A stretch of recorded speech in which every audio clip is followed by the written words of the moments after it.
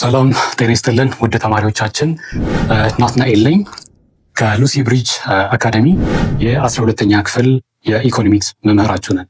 በዛሬው የ12ኛ ክፍል የኢኮኖሚክስ ትምህርታችን መግቢያ የሆነውን የዩኒት ዋንን ኢንትሮዳክሽን ፓርት እና አውትካሙን ኦብጀክቲቭን የምናይ ይሆናል ማለት ነው።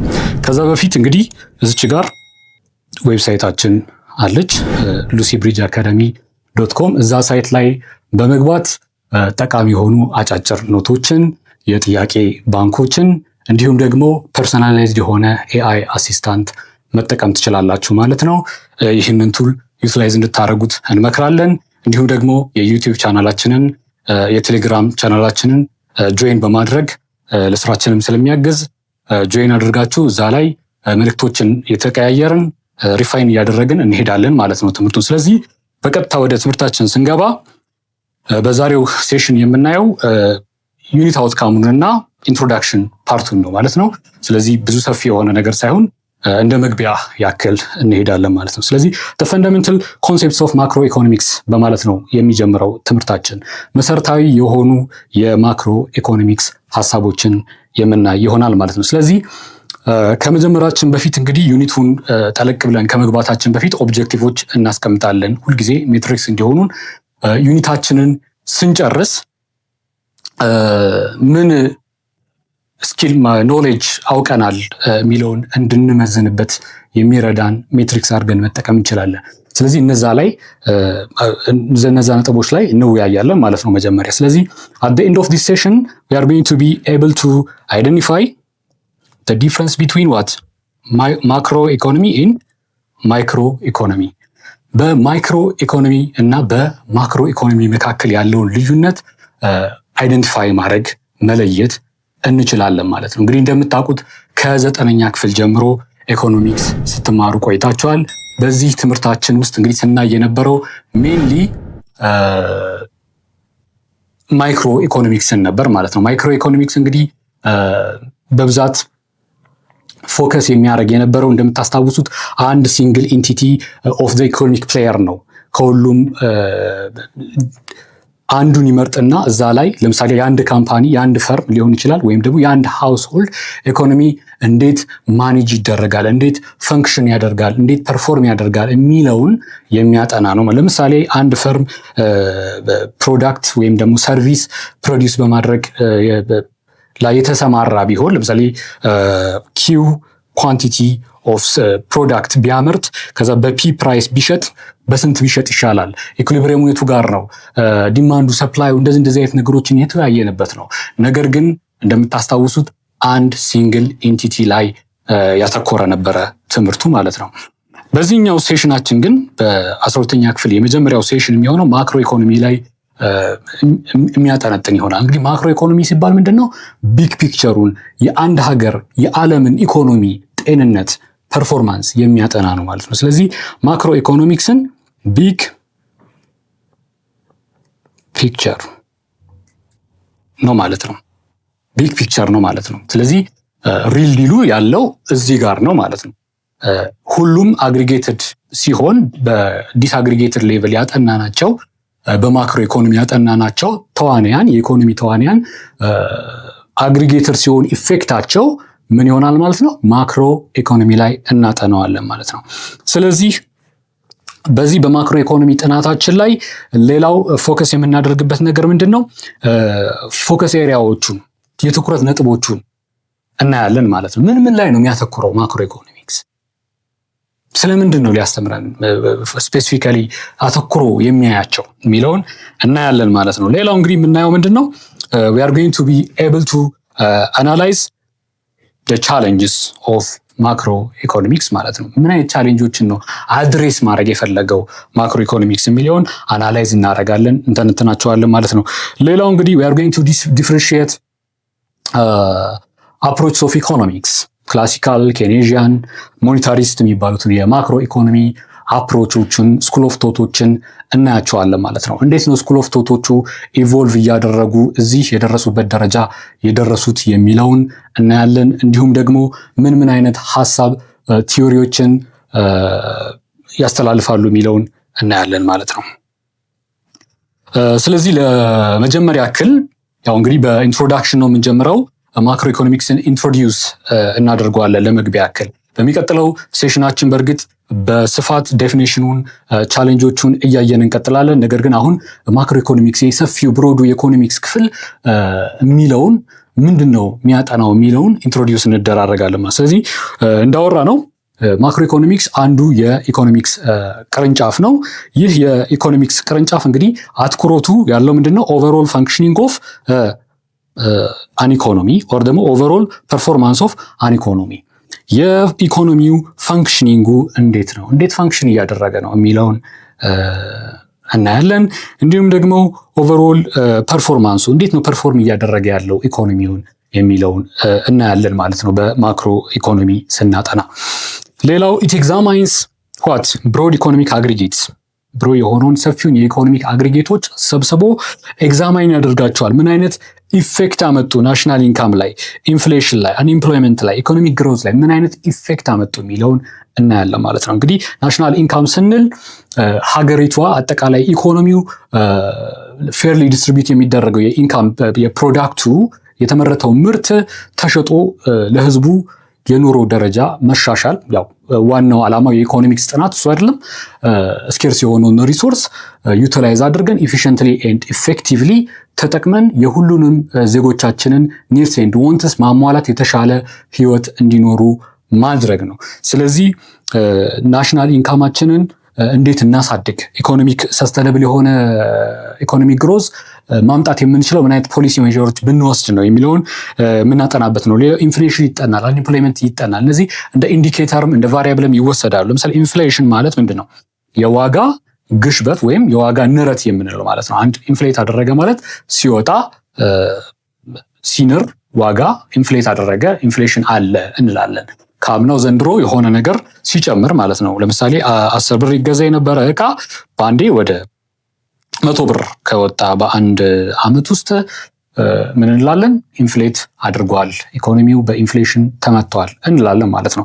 ስለዚህ ይሄንንም አናላይዝ እናደርግበታለን። አንኤምፕሎይመንት ሌቭል ምን ይመስላል የሚለውን አናላይዝ እናደርግበታለን በማክሮ ኢኮኖሚክስ ጥናት ላይ ማለት ነው። ስለዚህ ይሄ የማክሮ ኢኮኖሚክስ ጥናት ዩኒት ሪቪዚት የሚያደርገው ምንድነው ማለት ነው? ዲፊኒሽኑን፣ ፎከስ ኤሪያዎቹን እና ሜጀር ቻሌንጆቹን ሊመልሳቸው ያሉ ቻሌንጆችን አድሬስ ሊያደርጋቸው ያሉ ቻሌንጆችን እናያለን ማለት ነው በቀጣይ። ሌላው ምንድነው እንደነገርኳችሁ የሂስቶሪካል ዴቨሎፕመንት ኦፍ ማክሮ ኢኮኖሚክስ። ይሄ ማክሮ ኢኮኖሚክስ የሚባለው የኢኮኖሚክስ የጥናት ክፍል እንዴት ስሩ ታይም ዴቨሎፕ እያደረገ እንደመጣ እናያለን ማለት ነው።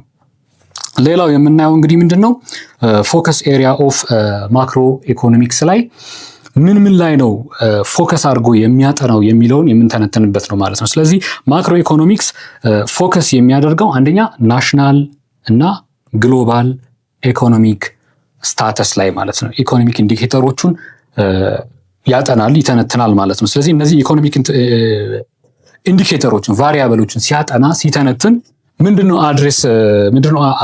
አንደርስታንድ ለማድረግ የምንፈልገው ኢኮኖሚው እንዴት ኦፕሬት እያደረገ ነው የሚለውን ነው። ኢኮኖሚው ጤነኛ ነው ወይ፣ እያደግን ነው ወይ፣ ሰስተነብል የሆነ ግሮዝ አለ ወይ የሚለውን ለመመለስ የምንጠቀምባቸው ኢንዲኬተሮች ናቸው ማለት ነው። እነዚህ ኢንዲኬተሮች ላይ ፎከስ አድርጎ ፎከስ ኤሪያዎቹ ናቸው ብለን መውሰድ እንችላለን። ስለዚህ ማክሮ ኢኮኖሚክስ ፎከስ የሚያደርገው ምን ላይ ነው ብትባሉ ምንድን ነው የምትሉት? ናሽናልና ግሎባል ኢኮኖሚክ ኢንዲኬተርስ ላይ ፎከስ ያደርጋል in order to understand what the economy እንዴት ኦፕሬት እንደሚያደርግ አንደርስታንድ ለማድረግ። ሌላው ኪ ኤሪያ የማክሮ ኢኮኖሚክስ ኪ ኤሪያ የሚባሉት ምንድን ናቸው?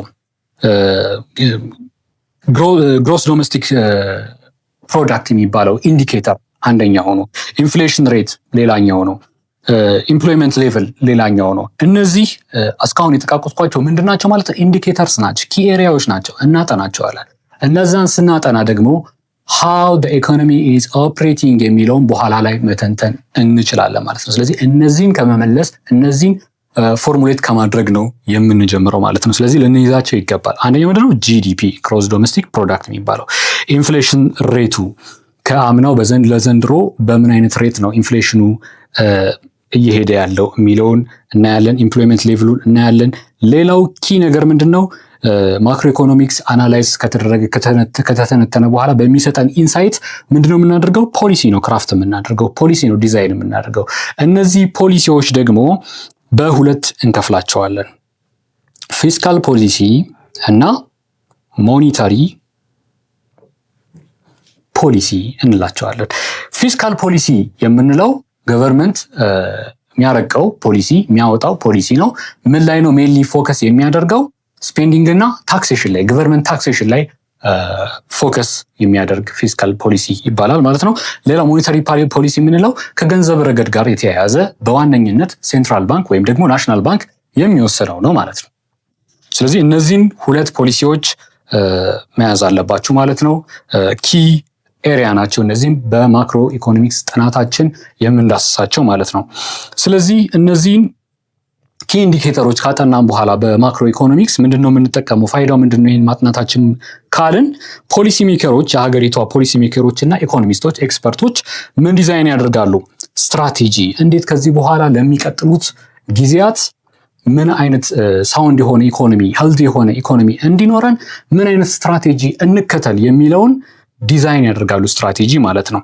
ስለዚህ ቱ ማኔጅ ኢኮኖሚ ኢፌክቲቭሊ፣ ኢፌክቲቭ በሆነ መንገድ ማኔጅ ለማድረግ ኢኮኖሚውን ወደምንፈልገው ቦታ ለማድረስ ቻናል ለማድረግ ኢኮኖሚውን ስትራቴጂዎች ይቀርጻሉ ማለት ነው። ስለዚህ ማክሮ ኢኮኖሚክስ ሲነሳ ጥናቱን ሲጀምር ምን ቻሌንጆችን አድሬስ ለማድረግ ነው ይሄ ጥናት ያስፈለገበት ምክንያት ለሚለው መልስ የሚሆን እንግዲህ ኪ ቻሌንጅስ ኢን ማክሮ ኢኮኖሚክስ በሚለው እናያቸዋለን ማለት ነው። ዋት አር ዘ ኪ ቻሌንጅስ ዳት ማክሮ ኢኮኖሚክስ ኢዝ ስትራይቪንግ ቱ አድሬስ ካልን አንደኛው ቻሌንጅ ብሎ የሚወስደው ምንድነው? ቱ ቢ ኤብል ቱ ሜንቴን ፋቨረብል ባላንስ ኦፍ ትሬድ፣ ፋቨረብል የሆነ ባላንስ ኦፍ ትሬድ ሊኖር ይገባል። ሶ ዛት ሰስተነብል የሆነ ኢኮኖሚክ ግሮዝ አቺቭ እንድናደርግ። ባላንስ ኦፍ ትሬድ ስንል ምን ማለታችን ነው? ባላንስ ኦፍ ትሬድ ስንል አንዲት ሀገር ከውጭ እቃዎችን ታስገባለች፣ ያመረተቻቸውን ደግሞ ወደ ውጭ ትሸጣለች። አንለስ ያቺ ሀገር የተዘጋጅ ሀገር ካልሆነች ለእንደዚህ አይነት ሪሌሽን ማለት ነው። ስለዚህ አሁን ባለው ሲናሪዮ ግን ሁሉም ሀገራት የሌላቸውን ነገር ከውጭ ያስገባሉ፣ ያላቸውን ፕሮዳክት ደግሞ ፕሮዲውስ ያደረጉትን ነገር ወደ ውጭ ኤክስፖርት ያደርጋሉ። ስለዚህ ኢምፖርት አለ፣ ኤክስፖርት አለ። በዚህ መካከል ባላንስ መኖር አለበት ማለት ነው። አንለስ አዘርዋይስ ባላንስ ከሌለ ምንድን ነው ሊፈጠር የሚችለው? እዚህ ጋር ደፈሲት ይፈጠራል በጀታችን ላይ ማለት ነው። ስለዚህ ሴን የሆነ ኢኮኖሚክ ፐርፎርማንስ ላይኖረን ይችላል ማለት ነው።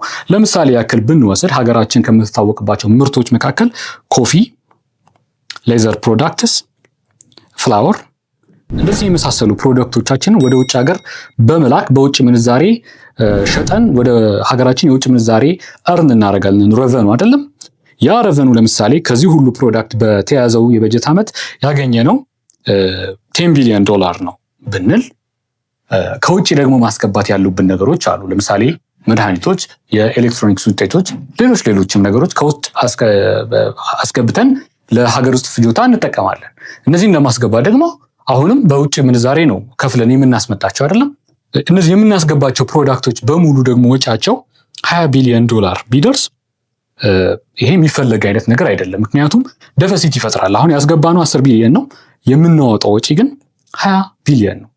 ስለዚህ ይሄ ደግሞ ፋቨረብል አይደለም፣ የምንፈልገው አይነት አይደለም። ፋቨረብል ባላንስ ኦፍ ትሬድ አቴን አላደረግንም ማለት ይሄ እንደ ቻሌንጅ ተወስዶ በማክሮ ኢኮኖሚክስ ይሄንን አድሬስ ለማድረግ ስትራይቭ ያደርጋል ማለት ነው። ሶ ይሄንን ፋቨረብል ባላንስ ኦፍ ትሬድ አቴን ካደረግን ምንድነው የምናሳካው? ሰስተነብል የሆነ ኢኮኖሚክ ዴቨሎፕመንት አቺቭ ማድረግ እንችላለን ማለት ነው።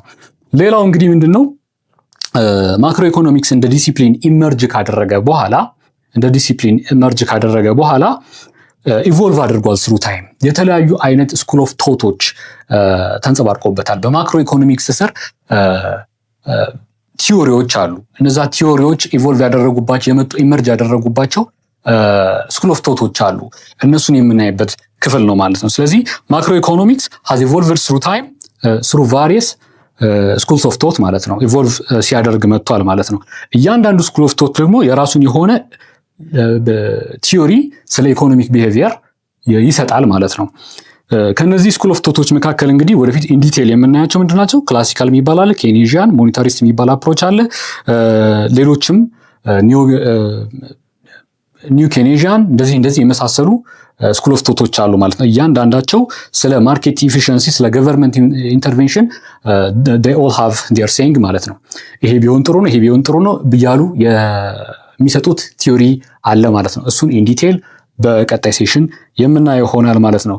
ስለዚህ እነዚህ ስኩል ኦፍ ቶቶች ምንድነው ኤክስፕሌን ለማድረግ የሚጠቅሙን ማለት ነው። ማክሮ ኢኮኖሚክ ፖሊሲዎችን ሪፋይን ኤንድ ኤክስፕሌን ለማድረግ ዲቨሎፕ ለማድረግ ይጠቅሙናል፣ እንጠቀምባቸዋለን። እያንዳንዱን እናያቸዋለን ማለት ነው። ስለዚህ ለኢንትሮዳክሽን ያክልና ምን አይነት እውቀቶችን አት ዘ ኤንድ ኦፍ ዩኒት 1 እናገኛለን የሚለውን ለማየት ያክል ይሄ እስካሁን የተወያየ ነው በቂ ይመስለናል። ሶ ኔክስት ታይም በሚኖረን ሴሽን ምንድነው የምናየው ዴፊኔሽኑንና ፎከስ ኤሪያዎቹ ምን ጋር አተኩሮ ያጠናል የሚለውን ኢን ዲቴል እናያለን ማለት ነው። በዛ ሴሽናችን እንግዲህ ዲፋይን ካደረግን በኋላ ፎከስ ኤሪያዎቹን ኤክስፕሌን የምናደርግበት ቆይታ ይሆነናል ማለት ነው። ስለዚህ የዛሬውን ሴሽናችን እንግዲህ ከመጨረሳችን በፊት እዚህ ጋር እንደምታዩት የቴሌግራም ቻናል የቴሌግራም ግሩፑ ሊንክ አለ። የቴሌግራም ግሩፑን ጆይን ማድረግ እንዳይረሳ፣ እንዲሁም የዩቲዩብ ቻናሉን ሰብስክራይብ በማድረግ እንዲሁም ደግሞ www.lucybridgeacademy.com የሚለው ሳይት ላይ በመግባት ብሪፍ የሆኑ ኖቶችን፣ ጥያቄዎችን ማግኘት ይቻላል። ፐርሰናላይዝድ የሆነ ኤአይ አሲስታንት አለው።